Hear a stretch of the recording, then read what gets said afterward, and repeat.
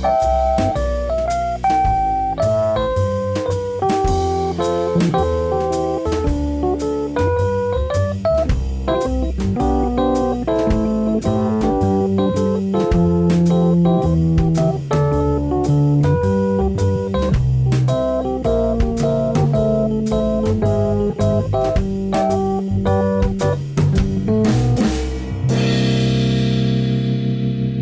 Marino Show.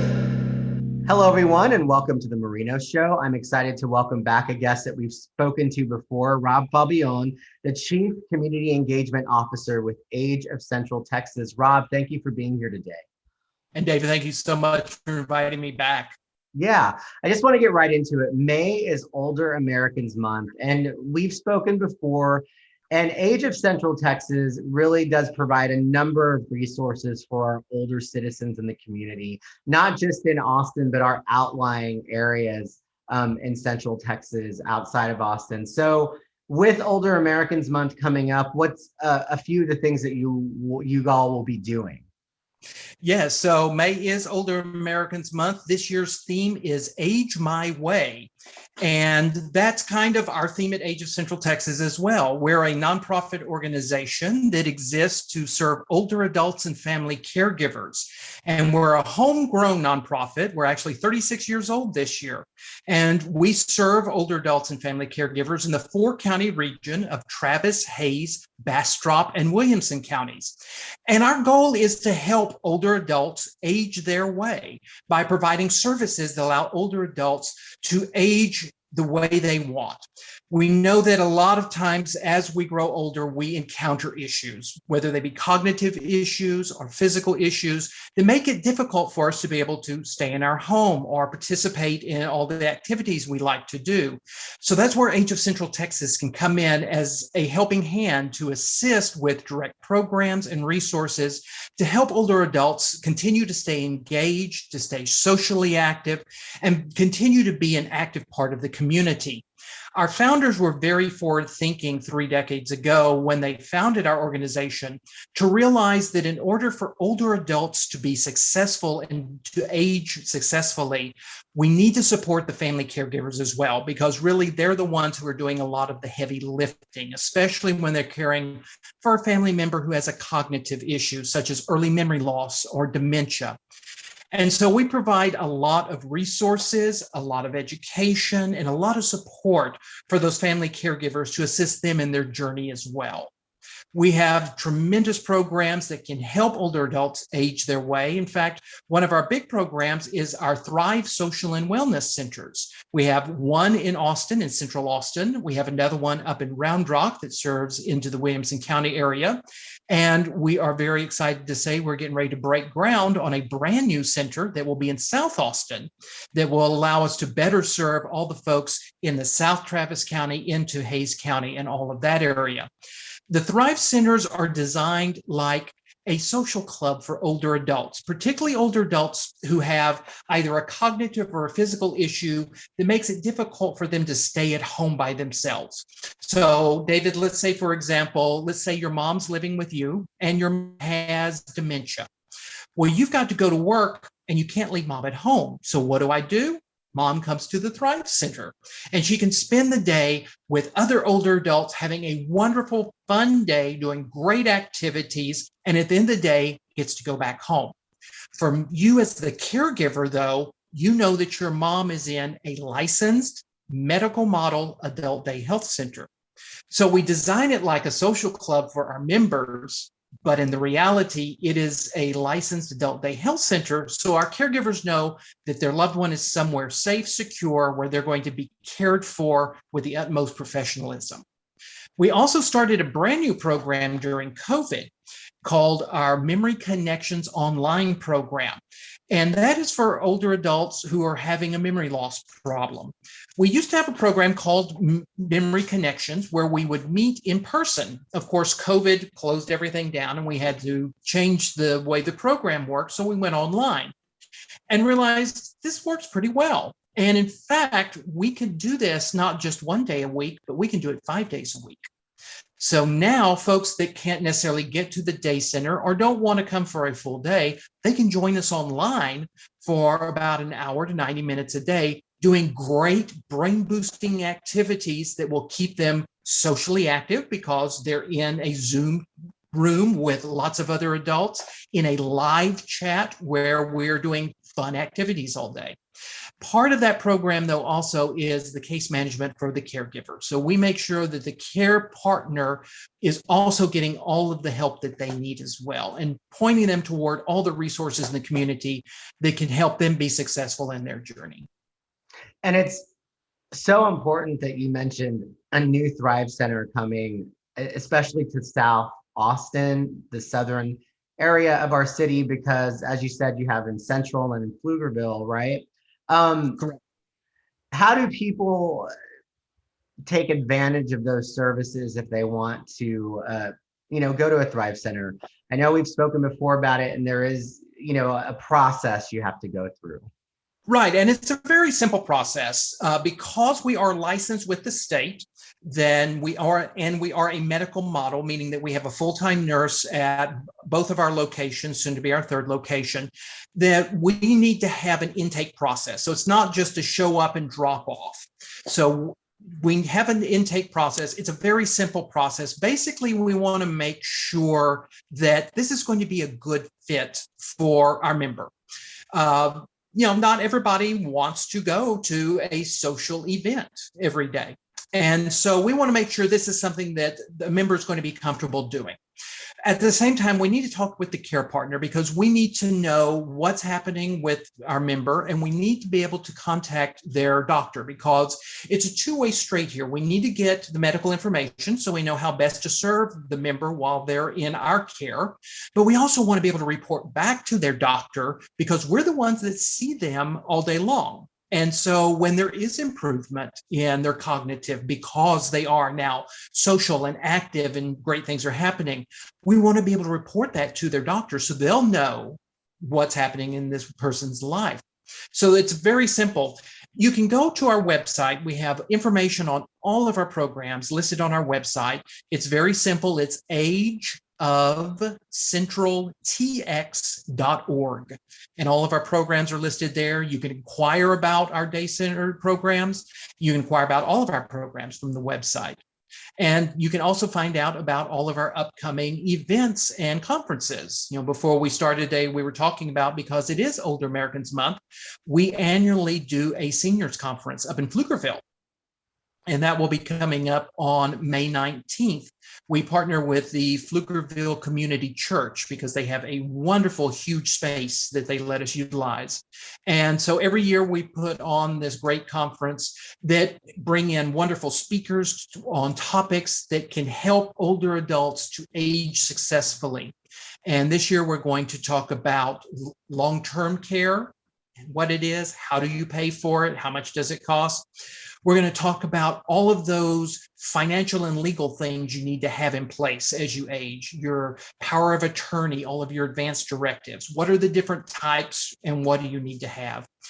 And then we've got our friends at Baylor Scott & White are going to come and talk about stress because we know that these past 2 years have not been fun for anyone. And everyone is dealing with the stress of what we have gone through, a pandemic, a massive ice storm, all of the social upheaval. It's been insanity. And especially for older adults, we've had a real rough go of it. So we're going to talk with doctors about how do we deal with this successfully so that we can unload this baggage and move on. And can anyone go to that conference? It is open to the public. It's absolutely free. Information's on the website. You just register so we know how many people are coming, so we know how much lunch to prepare. That's awesome. And going back to the Thrive Center in South Austin, when do you anticipate that actually opening? We are planning to have the official ribbon cutting in June. We are actually have already pulled our permits, and we are doing all the site prep right now. So we are actually getting ready to get started on that. It will be in South Austin, right off of Slaughter and I-35. So it's in the South Park Meadows area, literally right behind the Target that's in South Park Meadows. So it's going to be a fantastic location, easy to get to. Thank you, St. David's Foundation, for buying us 2 acres of land so that we could launch this project. It's been a long time coming. We've actually been planning this process for 10 years. And we're so excited that now we're kicking off a 3-prong major growth for our organization. The step 1 is the South Center. We're expecting that we will actually be open around second quarter of next year. Of course, that depends on a lot of things: construction, supply chain, all those fun things that we're dealing with right now in construction. But that is our guess, is that we will be able to open about second quarter of next year. The center will be licensed for 75 people to attend every day. It'll be a brand new, custom designed, amazing space. We have done a lot of research on other adult day centers and programs around the nation, took the best of their ideas and put them all together to create this new center. Our second step in this major plan is that we are going to renovate our historic property. We have a building in the Hyde Park area that has been our home for the past 36 years. It was built in 1906, and we're grateful to be stewards of this beautiful historic building, but it, being a very old building, needs a lot of work. And so we're going to have to do quite a bit of renovation to it to bring it back up to code and correct a lot of the issues with it. So that will be step 2. Step 3 is we're going to build a brand new center up in Williamson County, because our Thrive Center there is landlocked and we can't grow it any larger. We rent the property. We would much rather own. That's a better use of the money that our supporters give us every year to provide these services. So we decided we've got blueprints. All we need is some land, and we'll build us another center. Y'all have a lot going on, and that's all good news for the community. One thing you were talking about, coming out of 2 years of everything that we've dealt with, one of the things that always comes to my mind when we think of the older community or senior community is unique to where we're living. Austin, Central Texas, the cost of living is the highest. Like, the cost is going up faster than anywhere else in the country right now. As you know, and you're well aware, most people who are older, they're retired, they're on a fixed income. What have you seen? And, I know it's a hard question to probably even answer, but is there anything that can be done to assist our older community with the cost of living increases? Because it really is, with growth comes positive things, but just all of us are dealing with that impact. And I can only imagine it has to be even harder for our senior community. It really is. When you look at the numbers with how much home value has grown throughout all of Central Texas. And I think anybody who owns a home knows that. Even people who are renting apartments, how much your rent goes up because the value of the property has gone up so much. So your landlord is forced to raise your rent because they're going in the hole. And for older adults, even if you own your home, your taxes still keep going up. And when you're on a fixed income, that fixed income is not going up at all. Social Security has not increased nearly with the inflation that we're looking at over the past 10 years. And so you're exactly right. Older adults are getting priced out of their homes. And that is a huge issue right now. The city of Austin has been tackling this, and they realize it is a big problem. And so they are working on trying to find solutions. The short answer is there is no answer, unfortunately. You look at areas like Buda. In the past 10 years, the population of Buda has grown 140%. And a lot of that is people that are being priced out of the Austin area that are moving further afield. So you, even prior to the announcement of Samsung coming to Taylor was one of the fastest growing areas. That East Williamson County area is no longer a rural area. It has become one of the faster growing areas in Central Texas because people are being forced further and further afield of the core. One of the other problems with that is not only are you being forced away from your friends, your lifestyle, but a lot of these areas are deserts when it comes to services. That's one of the reasons we decided to build our first center in the South Austin area, is because there are no real services for older adults in that area or for caregivers. And so it's important to have those services available. You look at an area like Hutto. Hutto has doubled in size in just the past 5 years. Hutto is the fastest growing area in the nation per capita for older adults in poverty, because that's where people can find an apartment to live in. The problem is there's no grocery store, there's no transportation, and they just recently got any health care. So if you don't drive and you're forced out there and your doctor is back in Austin or up in Georgetown, what do you do? How do you get food to you if you don't understand how to do delivery of something like carts or Uber? So it's very difficult right now for a lot of older adults. There's a big learning curve that a lot of older adults have had to undertake. The pandemic has helped to some degree. Telemedicine became a big thing, and a lot of us learned how to use Zoom that have never used that before. We learned how to have our groceries delivered from Walmart and HEB. So that there has been some benefits that have come out of it from the technology standpoint and delivery of service, but it still comes down to the fact that if I am still living on Social Security and my rent has gone up by $300 a month, what do I do? Right. And it just speaks to the importance of organizations like Age of Central Texas being there, because you're there in the trenches trying to help figure these issues out. And you're right, there is no easy answer. There is no easy, fix, because this is evolving. We're in a time where things are changing all the time with cost of living. And so, I appreciate that you all are involved in that conversation. And the city of Austin is, and many cities are starting to have those tough conversations. They really are. We're seeing that in Buda, we're seeing it in Kyle, we're seeing it in Georgetown and Round Rock, and out in Leander Cedar Park.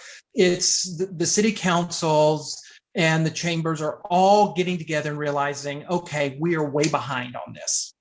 187 people move to Central Texas every single day. And not only do we not have the infrastructure to support them, but if 40% of our population is age 65 and older, we don't have the services to support the majority of our population. And so we are way, way behind on this. And housing and transportation obviously are the two biggest issues. They have been for years. And now they are at a critical breaking point where something is going to have to be done to fix them. One of the other things that I wanted to touch on that we've not talked about before is there's Pride Month that's coming up in June, and LGBTQ community, especially the senior community, that adds another layer of sometimes challenges, right? Can you speak to that, and also just what Age of Central Texas does in relation to that community? Most certainly. Yeah. Austin has one of the larger aging LGBTQ populations in Central Texas. Austin has always been that little blue dot in the sea of red. And because we have the largest university in the nation and so many tremendous arts programs in the area, and it has always been a welcoming place for the LGBTQ community. And so we have a very large population that resides here in Central Texas. But as we age, the services really are not there to help support. And you think about if you're an LGBTQ person and you are at a point where you have to move out of your home or your apartment, and you need to move to a long-term care community because you don't have a support system around you. You don't have somebody who can help care for you. It's the equivalent of moving to a brand new elementary school because you feel like you have to go back into the closet when you move to this new community, and you can't be your true self, and you're always looking over your shoulder.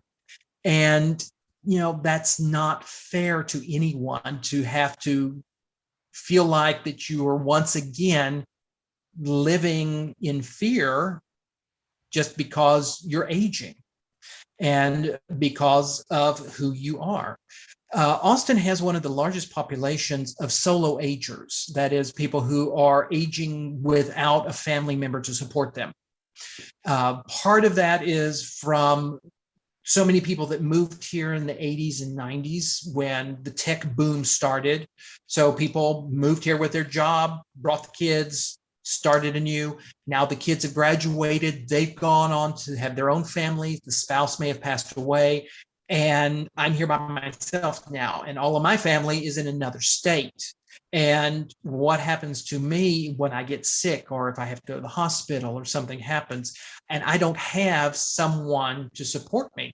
We often get calls wanting to know if we have any caregiver to loan out for people.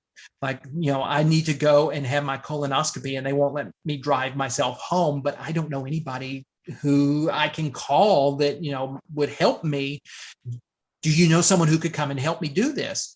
And, it's very sad to think how many people in our population are going through that. Now you add on top of that the layer of being LGBTQ, and there's so many other layers to that. Think about healthcare when you have to start with a new doctor and you feel like you are just laying your soul bare to this person by just telling them I'm gay, and not knowing how they're going to take that, or if they're going to treat you any differently than any other person they care for.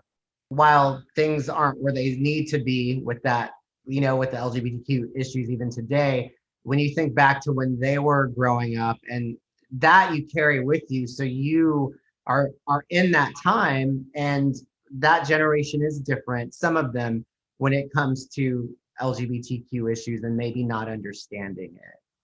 Exactly. And, so many people are estranged from their families and still remain so. We're talking about a generation that never had an opportunity to marry when they wanted to, that did not have the opportunity to socialize openly as a gay person. Otherwise, they would have gone to jail and lost their job, and that would be the end of it. So there is still in their minds, in their psyche, a lot of stigma attached to who they are. And there's that baggage on top of the fact that we're in the middle of Texas. Being gay in Texas is not the greatest thing on the face of the earth.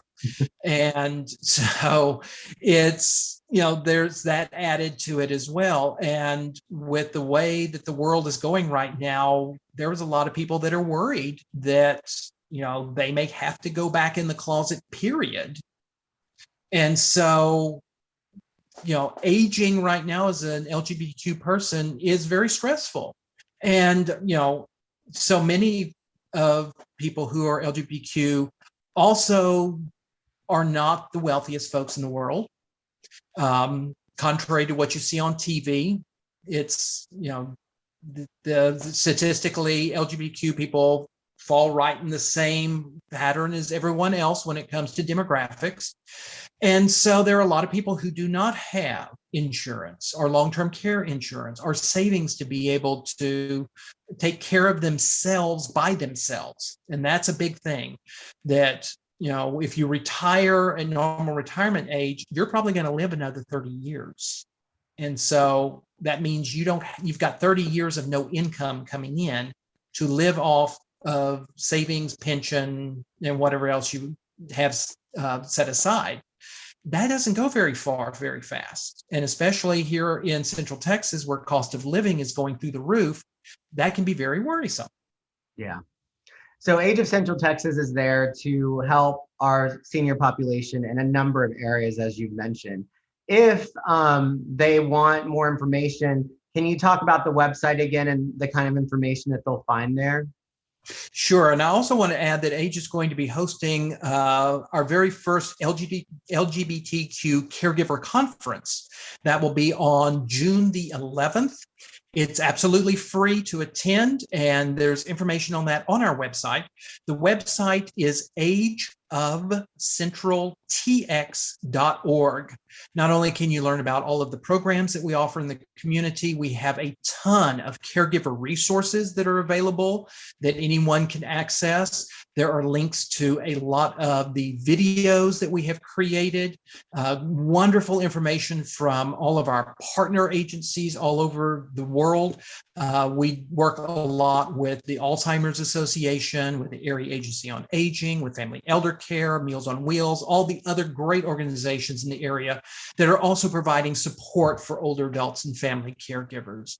So there's just a wealth of information there on our website. And of course, you can reach out to us and we will be more than happy to help you wherever you are in your journey. And that's one thing I wanted to say is that for anyone who is a caregiver or who is aging, always understand that there's never, ever any shame in asking for help.